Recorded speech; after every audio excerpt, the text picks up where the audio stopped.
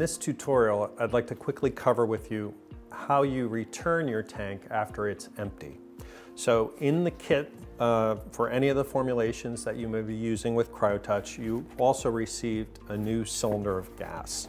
If you notice, the box itself already has a return label for the used cylinder that you're going to return. So first, remove the new one that you're going to install separately. Notice also there's a bleed plug that's included in each box. We're going to come back to that in just a minute. To help you and remind you of how to do this as well, there's some simple three-step instructions that are shown here. So let's go to your CryoTouch unit first. If we turn it around, we're going to deinstall the tank first by flipping down the lever. And when I do this, you're going to hear a little psst. Perfectly normal. That's just the gas sort of in the pipeline emptying. And now you want to deinstall the tank by unscrewing it the same way that you screwed it in, of course in the opposite direction.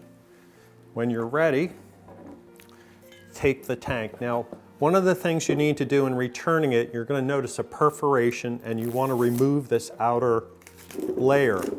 And magically, you're going to notice underneath it now says empty. Now, to fully empty the tank, this is where the bleed plug comes in. Put it on the top and screw it down until you hear some of the gas emptying.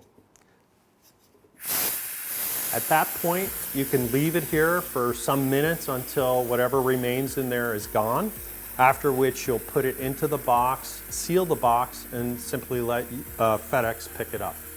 Or if you're busy and wish to, you can put it directly into the box, fold it, seal it, and what remains in there will empty on its own. And that's how you return the tanks so that it can be refilled and reused.